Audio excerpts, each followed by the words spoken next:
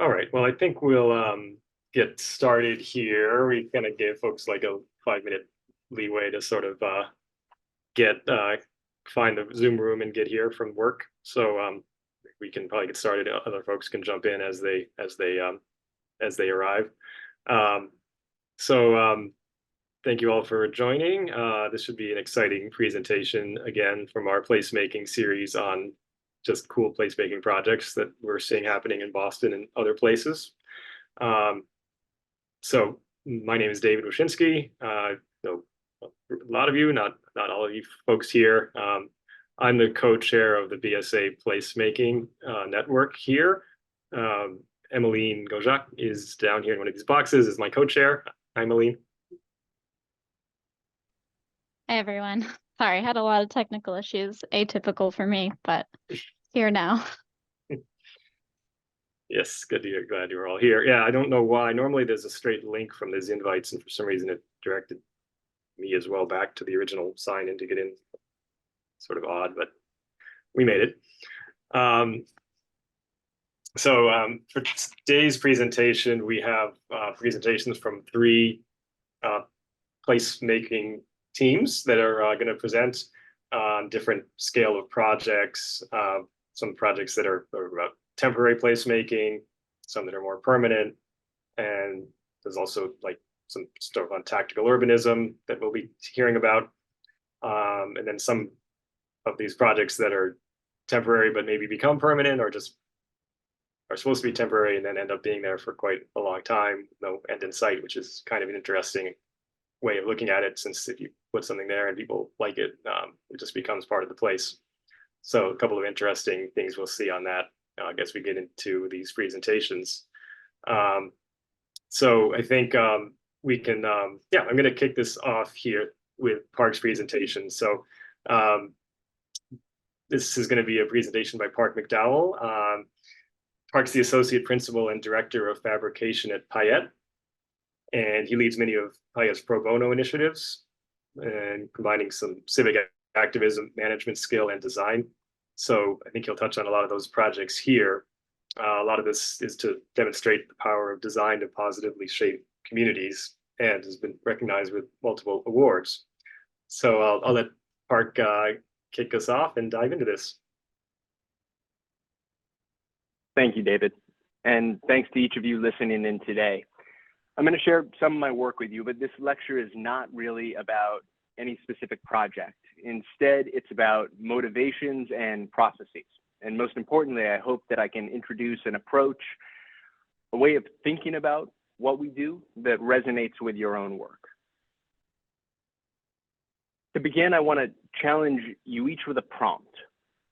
What is your role in a story that is bigger than you?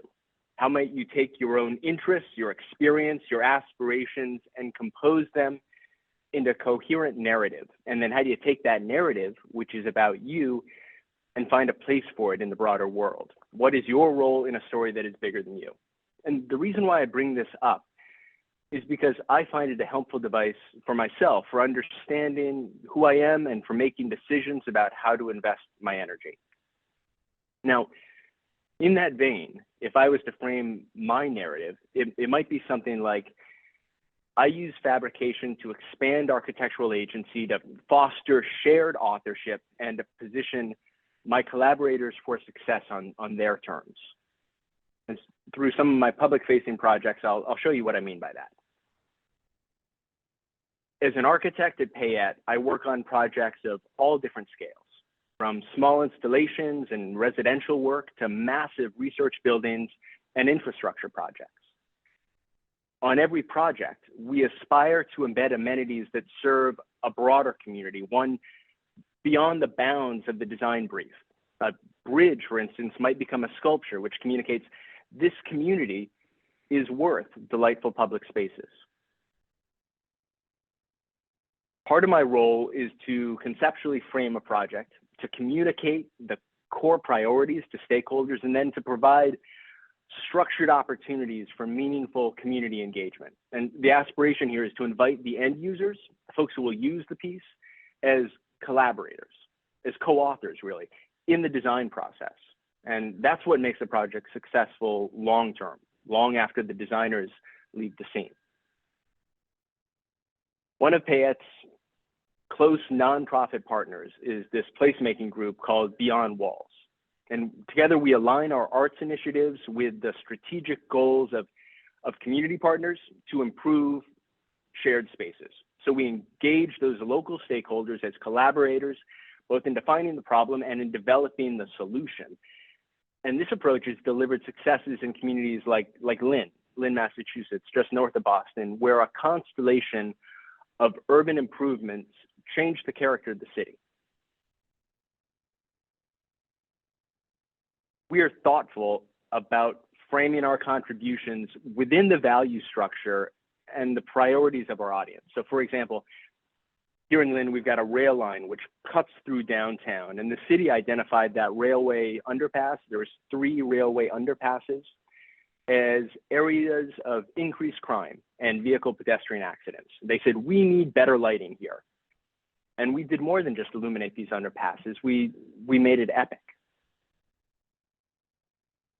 Downtown needs to be more walkable, said local business owners. And so we took vintage neon signs, pieces which no longer actually connect to any current business, and we used them as urban devices to pull pedestrians from one destination to the next, all the way down through the commercial center.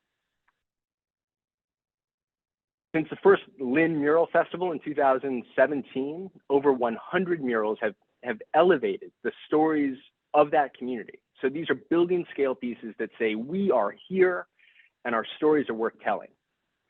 And to do that, Beyond Walls coordinates groups of local artists and international artists, curated carefully to the demographics and the cultures of the communities where this work takes place. And then the pandemic hit, and it changed everything. I mean, you've got a group which is all about bringing people together. How can you do that in that new environment? The priorities of our communities shifted, so our work shifted too.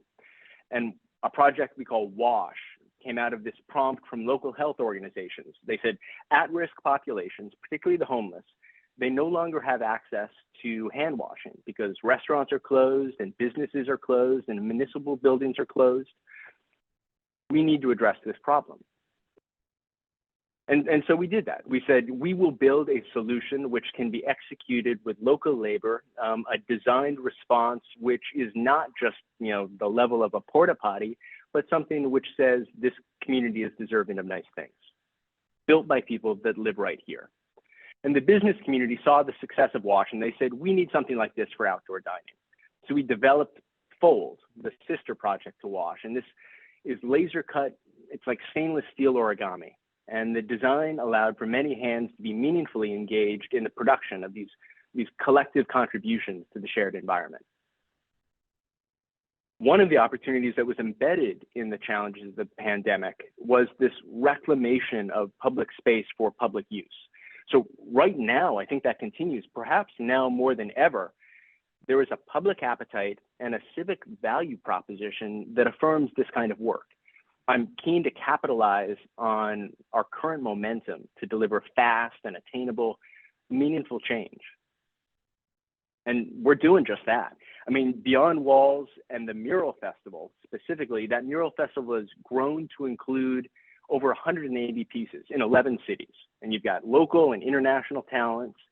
It's big, potent work which magnifies and validates identities that are vital to the character of these vibrant, but often underserved communities. With Beyond Walls, I lead what we call the Design Response Initiatives.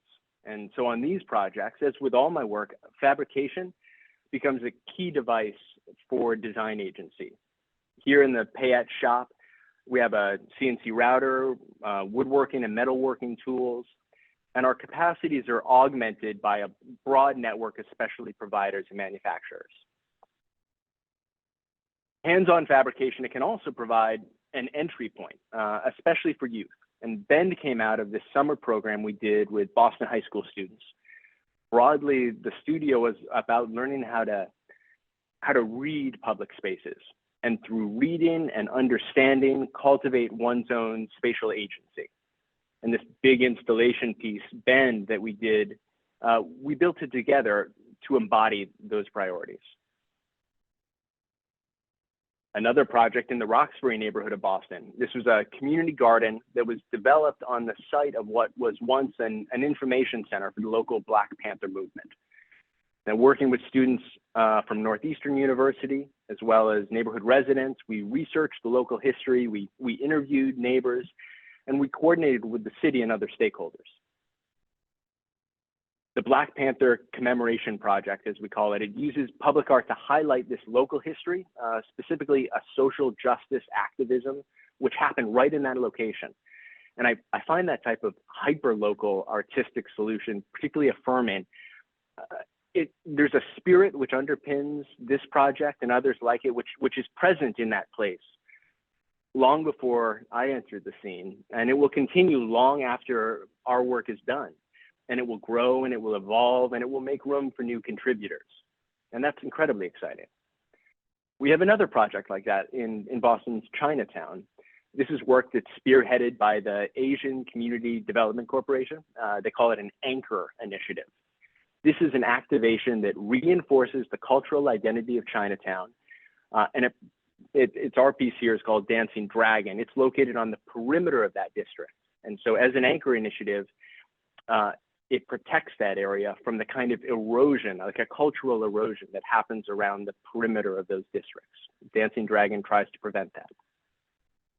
With my co-artist, Catherine, and a cross-section of Chinatown contributors, we developed this steel pavilion with a meandering canopy structure, and it provides seating and shade, the armature really for community activity. The piece is inspired by the traditional Chinese dragon dance, and it's got, in that fashion, exuberant geometry above and joyful gathering below. The residents of the two housing projects, the apartment buildings on either side, they really embraced the process. From the community design sessions, where every comment was communicated in both English and Mandarin, to our paint day, which brought over 40 volunteers to my nearby shop. To conclude, I want to reflect on placemaking. I think as we think about placemaking, we need to acknowledge that there are inequities that are codified in the built environment. I mean, particularly with respect to wealth and race and gender.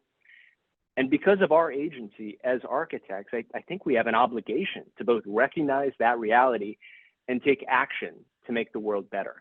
Public space is the key battleground for combating this built injustice. On these public space projects, my role is to provide an injection of energy and expertise at just the right moment to catalyze the efforts of community stakeholders, to be inspirational without being prescriptive, and to approach the whole design process with an openness, a kind of humility, which invites many voices to contribute. What is your role in a story that's bigger than you? Thank you. Great, thanks a lot, Parke. Those are like fantastic projects. We'll go through all the presentations and have a Q&A time at the end, so folks can, if you pulled some questions, you can we can do so afterwards with all the presenters. So coming up next, we're going to hear from the principals of llLAb, Luis Ricardo, and we have Hanxiao Liu and Kenneth Hu. And these, thank you for taking the longest distance to join us here. I think Luis here in Portugal, and Hanxiao and Kenneth here in Shanghai. Is that right? So yes. Yeah, so you're staying up late. We're getting up early for this. Brief introduction. llLAb is a design studio originated in Stuttgart, Germany, based in Shanghai and Porto, operating within the fields of architecture, design, art, urbanism, research, and development. And the studio's work focuses on using design as a tool to improve social and cultural life through various scales, from urban projects to micro architecture and installations. So I'll let you all dive right in. Thanks. All right, very happy to be here to talk a little bit about the bamboo canopy projects. And then before everything started in New York City, we actually started from this. So it's a canopy pavilion project in the southern part of China. Received a request in a performance campus, and then so based on this master plan, you see on the left side is actually the entrance of the performance, and then to all the way to the right side of this image is the stage. So our task is to create a waiting area that can be sheltered, can be waterproof due to its very frequent thunderstorm weather, to have this kind of place for people to wait for before entering the show. So basically, this is the aerial view of the area, and then what you see in the center of the image is the stage. So we are designing a 140 meter long place for people to wait. So we imagine bamboo as the main material to meandering in the bamboo forest, and then to have a shift in scales, all these bamboo lanterns scattered around the passage going to the performance stage. Some are small scale, some are bigger, can be occupied for potential different functions. And then this is our vision, to create a place that we don't know what functions can be actually provided here yet, but we believe to bring the shadow down, to bring the light down, and at the same time to create a cool environment for possible activities that's happening here will be important. Not only for people to wait, but also to have better understanding about the show. So we even imagined holograms about the characters of the show to be able to provide it here to make people understand and read, and then start to understand better about the show they're going to see. Then we went through all these different processes to understand the better porosity for the light, for the environment, to have a place to breathe, to enjoy the nature better, and then to be applied at different scales. So some of the lanterns, and then some of these places at the canopy. So 140 meter long canopy, we use 210,000 stripes, bamboo stripes, across the whole space. And then the structure, we tend to have it look like the growing bamboo clusters. So afterwards, it can be invisible.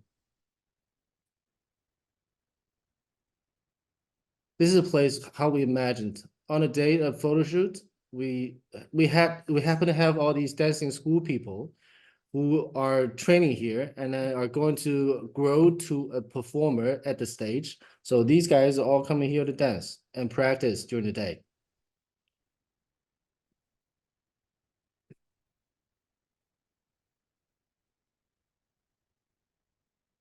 And not only that, something that we did not expect is that this place becomes a place that people practice a local culture, local weaving skills for schools, small students, and have very local activities. And afterwards, it got broadcasted at a bigger scale. So it started to become a stage for music, and then for events and performances under the canopy, something that we never expected before. And then we call it a place that when we were constructing that, we never knew its function. We just knew it needs to be waterproof, it needs to be sheltered. But it actually became a spontaneous park for people, for public activities. We received a few invitations from Saudi Arabia, actually, but during the pandemic, we never had a chance to experiment. And then in 2021, we received an invitation from New York City, and then to make a place, a public place for people at the Gansevoort Plaza. So we pushed ourselves to test the next level, to make it transportable, to make it assemblable. So I'll let Ken to introduce that part. If we say the previous project is more like a place-giving place, the canopy itself improvises different public activities to the context, but in here it's more like a place-making place that more refers to our theme. the bamboo clouds, we want to create a public space that break through the materialities and geographical factors. So the theme of the event from the design pavilion is called Open to the Sky. So we want to create a lightness, transparent bamboo clouds that flows on top of this city. How can we achieve the lightness of the canopy by using the bamboo material? We have to rethink about the whole system. We overturn the system of the structures, the waving techniques from the previous bamboo canopy to a new one. The bamboo clouds need to be transported from China to America. And due to the geographical factors, for example, the source of materials and also the skills of handcrafting techniques, we have to prefabricate the canopies into pieces and put into containers to ship to US, to New York, and reassembling all the pieces on site. From the structure to the waving, and from the handcrafting skill to construction on site is a totally new system. So we redesigned the structure. The structure is also made by bamboo, but a new type of engineering bamboo, which has more stronger structural capacity. The structures are building in a curving shape in order to match with the flexibility and resilience of the bamboo material. So the trusses are prefabricated into the factory, and the handcrafting and the bamboo craftsmen start to do the waving layers and start to building up the shape. They are the expert to control the density of the woven layers and the randomness of the suns and shadows. After finishing making these pieces of canopies, they were put into containers and shipped to US, shipped to New York. After 3 months of shipping from China to New York, finally we arrived to the meatpacking district in New York City. So we actually experienced a long process of research, experimentation, prefabrication, and also transportation in order to minimize the construction of 2 canopies within 2 days.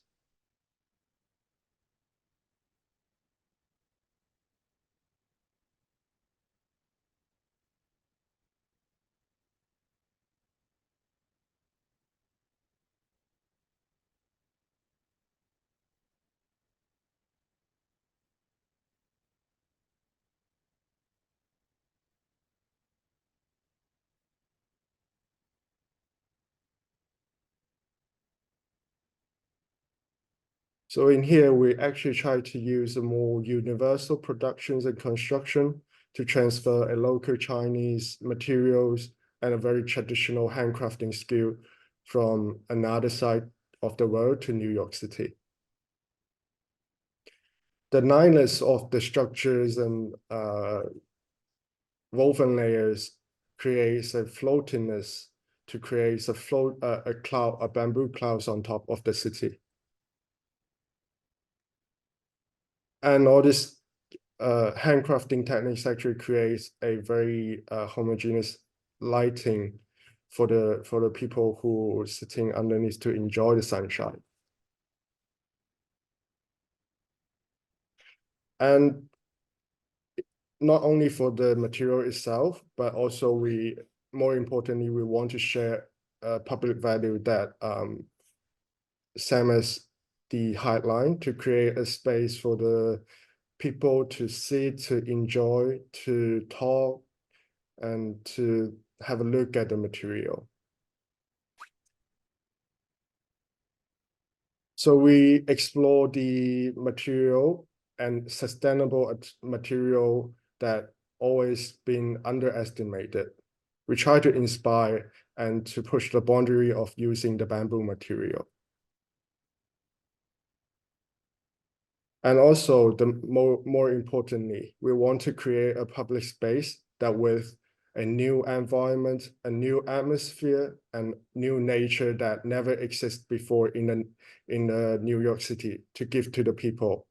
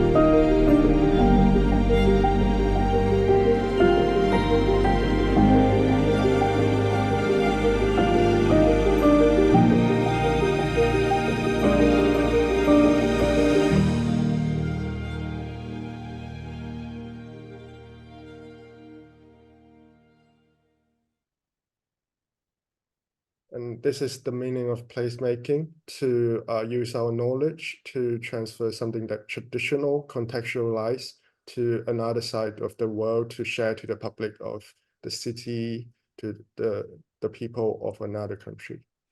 Thank you. Thank you. Well, that really was an incredible exploration of the use of one material. I think it really displays how amazing it can be to have tactical urbanism be displayed to people and have the chance to become permanent when they see the real benefits of placemaking. So it really was a beautiful project. We'll move on to the next speaker. This speaker is a little bit closer to home. Rob Barella from KZLA is a landscape architect and associate.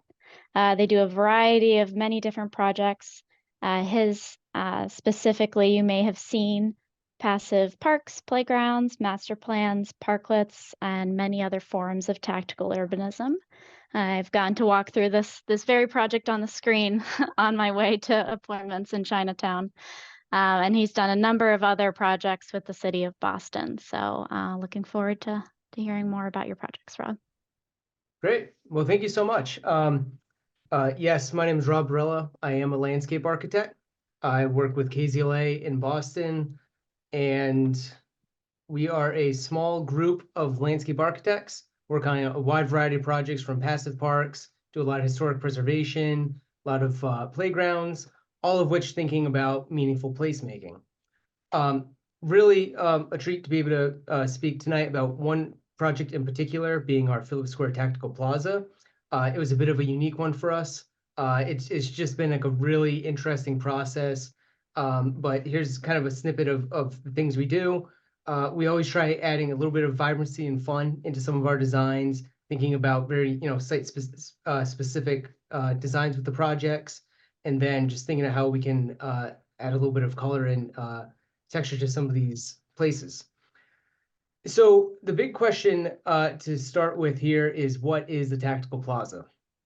Well, it's an intervention that's trying to look at vehicular space in a way that wants to try converting some of it over to pedestrian space to become a more usable space for people to enjoy.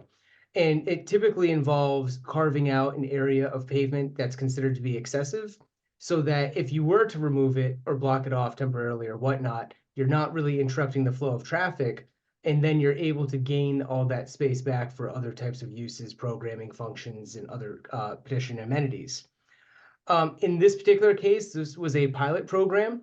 A lot of times, tactical plazas are used as experimental grounds for something bigger or something more long-term. The idea being that this can be deployed fairly quickly, last for, it could be a weekend of a road closure, or it could be longer term. This has been 3.5 years now. And then the idea is that the city could look at this, see the findings, see how it impacted traffic, see how people enjoyed it, the types of programming and events that were scheduled for there, and then think about a larger investment to convert it to a more long-term more permanent plaza space. In this case, I have to give credit to, obviously, the city of Boston for leading this.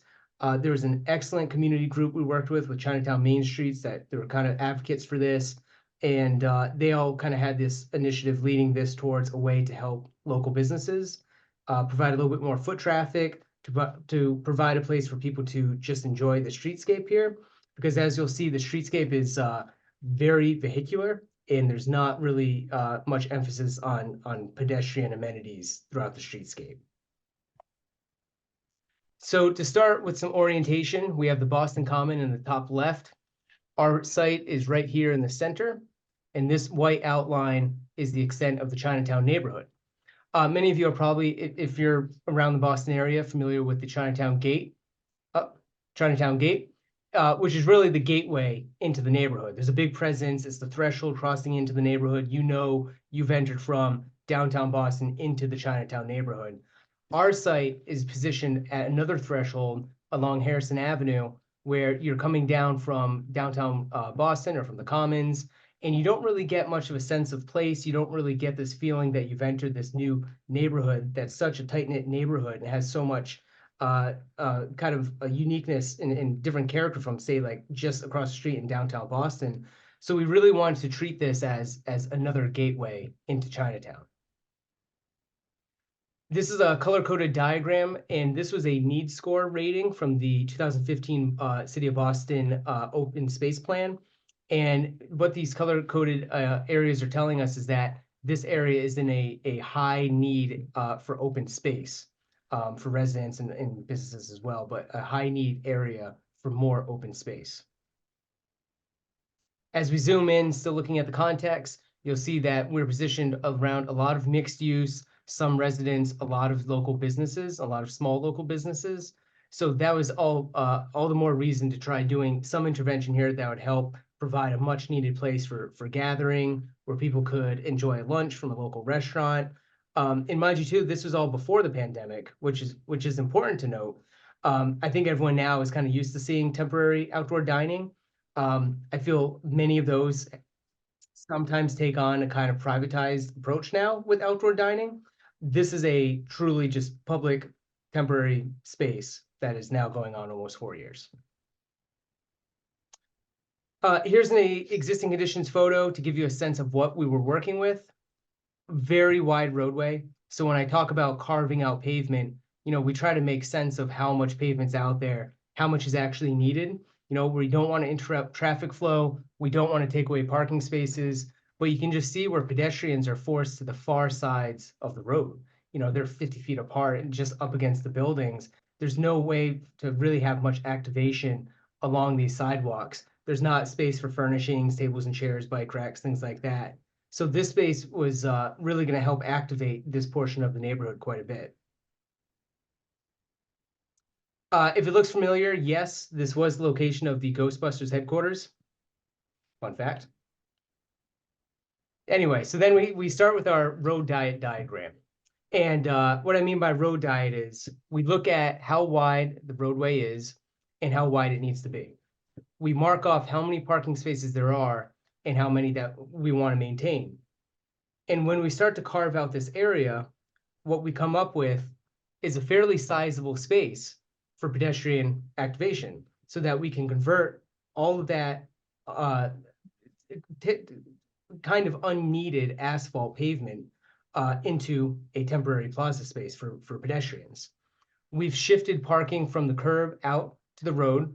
We have a single lane access drive along Harrison Ave, and now we have a formalized delineated bike route as well. And all of that, yeah, 3,700 square feet. So it's a pretty large space. This diagram is showing just kind of some of the congestion and just how many vehicles can fit in this space.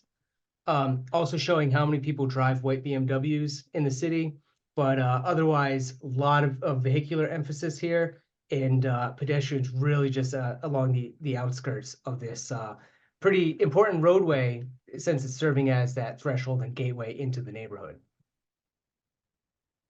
And then here's the proposed condition where we formalized the bike route, we've shifted parking, and now we've gone down to a single lane, which is also a method of traffic calming to get vehicles to drive slower, increasing pedestrian safety. We have parking on the outside to further protect pedestrians in the space as well. And then really gaining a large, that green polygon space there for pedestrians. So I'll break it down quickly into the kit of parts. Now, what I mean by kit of parts is when you think of the items that go into a space like this, it's actually really approachable. It's only delineators, temporary curbs. In our case, we did paint for a large scale mural, furnishings, which come in all types of shapes and forms. We added planting, and then most importantly, community support. But this is something that, although ours is kind of a large scale, I like to think of this as a potential for like a grassroots project where you see something in your neighborhood, busy intersection, too much pavement. How can you carve out areas to slow down vehicles, give back to pedestrians, and rethink how much pavement is actually needed for roadways? As we start our design process, we look at the color palette and what you see visually out there. You can see a lot of muted colors all over here on the right side. And then on the left, you see this one restaurant, the Ghostbusters headquarters, that really had a fun mural that we wanted to kind of lean into to add that vibrancy. In leaning into the vibrancy here, it's trying to draw people into the space. It's trying to be bright for vehicles to see it as well. So it's adding to the safety for pedestrians. So we look towards inspiration for what the mural and furnishings wanted to kind of depict. And we came across more traditional styles of paintings, particularly Chinese landscape paintings.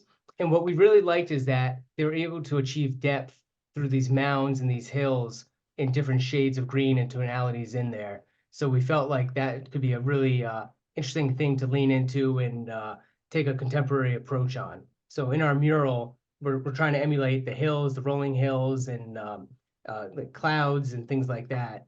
And then those color palettes will tie into the adjacent restaurant mural as well. So the install logistics were interesting. We originally, as just landscape architects, were to do the construction documents and the PIC review. We found it was difficult to find a contractor that was the time frame we needed, the budget we needed, and just kind of like the niche nature of this. So after talking through it with Kyle, we decided to install it ourselves. A few logistical things we had to figure out.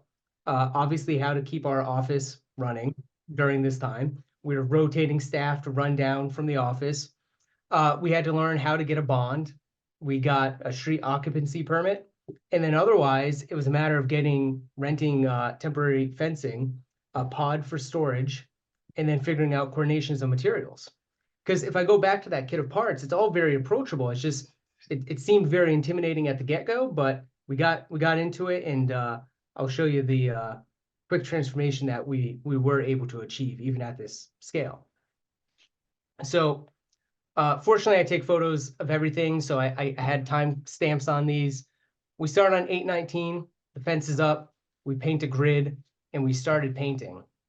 By 8:21, we had finished our mural. We started doing these safety delineators. This makes it look like Mike's doing all the work in here, which he was. Many food breaks. So this place is already supporting local businesses. Get into the furniture delivery, which I think came from Denmark. Plantings arrived on 8:23. Had more food breaks, and then by 8:26 we were done. So it was actually pretty obtainable for us. I think we had 6 people rotating throughout 1 week. It was just a matter of scheduling deliveries to be efficient with the time. And here's the transformation. So on the left, a lot of pavement, a lot of kind of confusion with where vehicles are driving, what lanes they have, or even parking space limits, no bike route or anything like that. And then otherwise pedestrians just on the edges. And then on the right side, this huge reclaimed space for pedestrian activity. Food dogs had been added, which I'll show you in a couple slides, to mark this gateway. But now we have this really vibrant threshold into the neighborhood. Thinking of pedestrian safety, it was great seeing people choose to walk on this versus on the sidewalk. And it just really became something that was just kind of fun to see and observe. And I like to show this photo because, the fence took a couple days to get the fence company to pick up the temporary fence. The next day, we started seeing people just after work congregating here and hanging out and just enjoying the space. So it really didn't take long for people to feel like they could use this space. Love following it on social media. And then I could have a whole other 15 minutes just about this, but throughout the process, we were taking readings of temperatures. And I'll be totally honest, I don't know what we're doing with this info yet, but looking at surface temperatures on the same pavement, same time of day, everything else, we were seeing a reduction in surface temperatures by a fairly significant amount. Now, we're not testing ambient air temperatures for kind of comfort levels, but in general, the surface for this entire mural was reduced by at least 11 degrees across the whole space. And then quickly to look at this, with tactical plazas, anything like this, like a pilot program, it's important to remember that this is still a roadway. I love this photo because you have a couple taking a selfie here, but then there's someone in a manhole behind them doing fiber optic work. There's pavement markings that come up from DigSafe. It's just a road. So it's something that I think about in the next life of this space, if it is going to become a more permanent, kind of plaza space, just to remember that it is a roadway, a lot of utilities, a lot of limitations on what you could construct there, that wouldn't just be incredibly costly to deal with some of the utilities. A few things since we've been there. Food dog statues added. The planters have been painted, which is a form of placemaking. Very fun, of the site. It's fun seeing that pop up. Trees had been replaced, and bike racks have been added. So it's been fun seeing how that has transformed over time as well. So in closing, I think of this as it was a site-specific design. We wanted this to be of the neighborhood. We wanted to make this something that was very unique, but it is an idea that can be applied anywhere. It is very approachable. It's something that you can do at different scales for different durations and whatnot. The sense of ownership, it really helps having people that feel invested in the success of a project like this, whether it's, the local business owner that pulls weeds from planters without being asked to, sweeping up trash, programming different events. It's really helpful having people that care about the space. And then the term temporary too, this had always been labeled as temporary as a pilot program to do something permanent. I feel there's plenty of reasons that we could rethink the term temporary here. It's been almost 4 years. I like thinking of this as flexible, and that I feel that cities want to have vibrancy. They want to have fun. There's something that's really unique when you stumble upon something like this that's unique in the city. So my question then ends up being, could spaces like this be flexible but curated, and maybe rotated out with new artists coming through, changing out the mural, changing the furnishings, and that all leads to different programming opportunities as well. So, thank you. Thank you, Rob. That was great. I have had the benefit of getting to experience that space firsthand, and I love that last thought you landed on, because it's exactly what I was thinking about through all this. Is tactical urbanism is meant to be temporary and transform into something permanent or move on. In many cases, it just ends up staying because people see the benefit and enjoy it so much. And in that project specifically, some people just love the temporary look of it. They love the color and the playfulness that you accomplish with a project like that. So I'll just start by saying we have this recorded and it will be uploaded to YouTube at the BSA's website. So you'll be able to access that and share it with anyone who's interested. And anyone who has questions, please pop in them into the chat, and then we can speak up and have you say your question. And David, if you don't mind, I can kick us off with a question. Sure. So this might be more for llLAB and Parke, because Rob, I think yours is even more temporary than theirs, but some of your projects look so finished and beautiful. And I guess, do you find that they even get taken down eventually, or do they just end up staying up, for infinity? For, anyone who wants to pop in. I do find it's funny how they get approved so easily. Temporary is easier to get approved and you can do whatever you want and then it stays. But I don't know what you've experienced with some of your projects. Well, I think agility is the name of the game. I mean, whether it's the bamboo pavilions that Kenneth and Hanxiao were talking about, or all of the street activation that Rob presented, or my own work, being able to move swiftly and execute something that's builds enthusiasm and excitement is really important. But it's also really important to make it low enough hanging fruit that people can approve it. Permanent is terrifying and never happens. So I like the temporary thing as a foot in the door approach. Do things have a life beyond that, especially things that appear a little bit more finished? Well, I can speak to my own projects there. And the answer is yes. I mean, steel is still good 2 years later, right? So many of the projects go on to have lives in other locations. Bend has been installed at numerous different locations. Our wash and fold stations migrate to different cities. I think Bend is going to end up in Holyoke. The Chinatown piece is going to also go to a different gateway city in about 18 months. So it's kind of neat that they're really just moments within a broader story arc, and that those stories then kind of are sown outward into other cities and other communities. That's a pretty exciting story.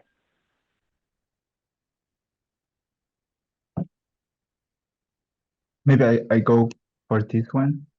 I think I completely agree with Park. Actually, it's really similar to our case.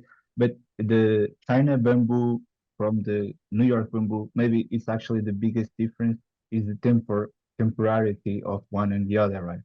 But I think the temporary one also gives us more risk. We can take more risk because we know that pandemic is short, so we take risks, and these risks opens some opportunities to experiment, right? And in the China one in Billy, actually we did a documentary about decay. How much is the decay of the material? Because it's temporary, but somehow all the buildings are temporary somehow, right? Even the monastery sometimes will be some centuries in a decay, right? So we start to think about this. We start to think about we was asking about this opportunity to talk about it, and we don't thought about this in the project itself, but we thought afterwards how much long could be, and it becomes longer and longer, and it's still there. And this year was the first manutention, actually, because they really enjoy it, and the people make sure that gets more permanent than was planning to be in New York. But the time frame of design is more or less the same for one and the other. We are working 1 year for the New York to be there 2 weeks. So it's like writing a book. You write a little, you inspire, but then if some thousand people experience, get inspired, then already deserve these 2 weeks to be there. And of course, it's unfortunate sometimes because we wish that more. It's more about the people. We wish more people experience. And but yeah, sometimes it's like this. We are always a meditation between client and the social need somehow. So the people also, we was really surprised in the New York one that a lot of people ask if it's gonna be there forever because they like it and they enjoy it and they wish for that. We was really happy to hear that, but also we know the truth that gonna don't gonna be there, and we yeah, it's more experiment and that try to inspire for our next project and others next project. So in resume, I think the time that Rob mentioned, it's really interesting in the public space because it's the like public meant for the people. So it's where we test more the people, right? If the people get used to it, becomes for the people. So I think it's really difficult thing sometimes to leave a project is short, but already make the job from what is meant to be. Yeah, this is probably the biggest difference from these both projects is the temporarity of them. Can I just do a quick follow-up on that one? Because my understanding was that the New York one that you installed for that, I think it was for NYC X Design. NYC by Design, yeah. NYC by Design, yeah. So that was basically all of that work was for a 2-week installation, but it was set up for, I mean, it's very like interesting how it was shipped and kind of like, you know, in sort of a modular fashion that it could be reset up somewhere else. Was there a thought to like store that or put it in a crate and then, you know, move it and reinstall it in other places, or so it could be deployed somewhere else? Yeah, we plan to. It's planned to move it to other place. This is what I mean. We take risk in experiment this possibility of make a modelization out of it and create it more sustainable for that, and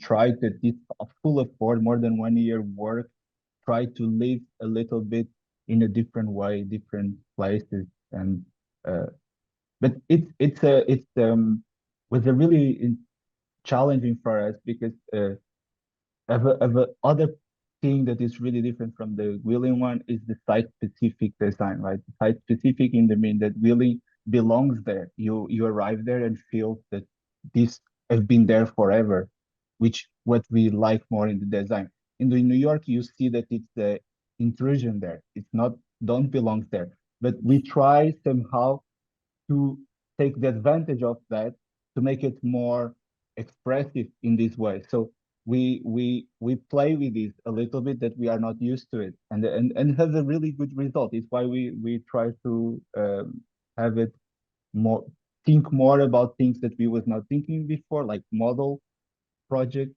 and how to make it more possible to move around. It's something that we was not thinking before, but this sustainability is also about that.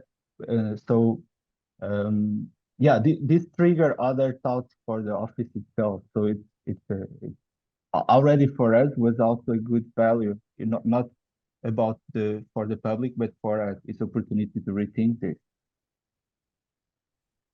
That's great. Yeah. We have a question from Alice. Did you want to ask Alice, or do you want us to read that one out?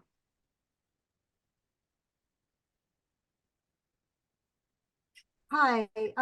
Yeah, it doesn't matter. I was just curious about the design build aspect, Rob, of your work, and if you were going to sort of move into that vein, you know, going forward. Yeah, and it's funny because I almost like chuckled when I read it, because we, you know, it seems like we do this on 4-year cycles where we take on a project. We've installed, I made 2 parklets in my backyard. We made 2 in Kyle's backyard. We do this. By 4 years, you forget how hard it was to do. So then you take on another project. So now that we're 4 years past this plaza, like maybe, but Yeah. almost after every time we're like, ooh, that was tough. Yeah. I mean, Well, yeah, you did a great job. It looked beautiful. thanks. Yeah, appreciate it. Any talks of it becoming permanent, in a, or, a more permanent way? Obviously, it is permanent right now. I get like it's one of those projects that every now and then it's like it's a weird full moon kind of thing, and you just get like one obscure email about it, and there's like, oh, maybe there's like a developer interested in doing it, or like it's something from the city. It gets repainted fairly frequently just in the beginning of the year to freshen up. I would anticipate something happening, but I don't have anything definitive yet. Are the benches bolted down? Alice is asking. They are, and they were. We bolted them down. They during the pandemic, which is kind of a weird way to think about it. They had been removed temporarily, or at least in some of them, to space them out and brought back. And I think they kind of shifted around now, but they usually are bolted down. And Rob, you mentioned also that this is sort of a pilot program from the city of Boston. Do you know if they're have an active program to look at other, streets that might need a street diet or tactical urbanism? I know they did the Tontine Crescent one down the street, but I don't know if that's a program that they're actively looking at.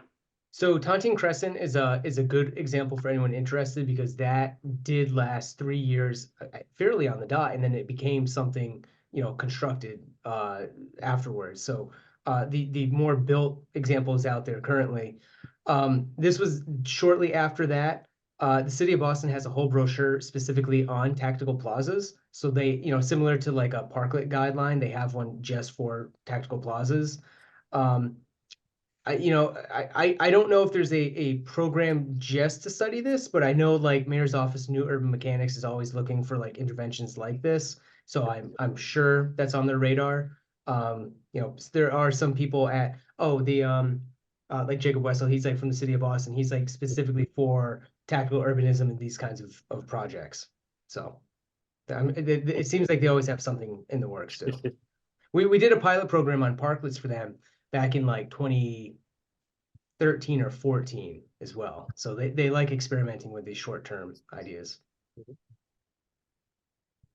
Yeah, we've met with Jacob and Michael Evans as well, as he's presented to the group as well on some of the city's placemaking adventures. So yeah, it's always good to keep dropping them a line to see what they have up their sleeve. Yeah, it's always pretty fun. Yeah. Well, I guess in the interest of time, we're just past 6 here, so I guess we can wrap up.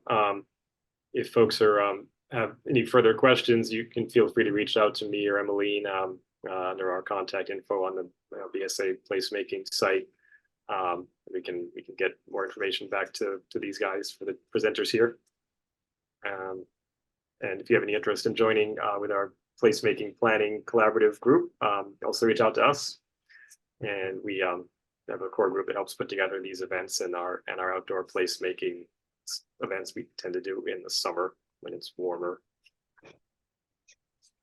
And thank you to the llLAb team for coming to our little corner of the world to share a little outside inspiration. That's always wonderful to see. And then thanks to our local speakers as well, Parke and Rob. That it's nice to see what's happening within it, and maybe some projects that we can go see in person and check out. So, and maybe some tours, Thank you.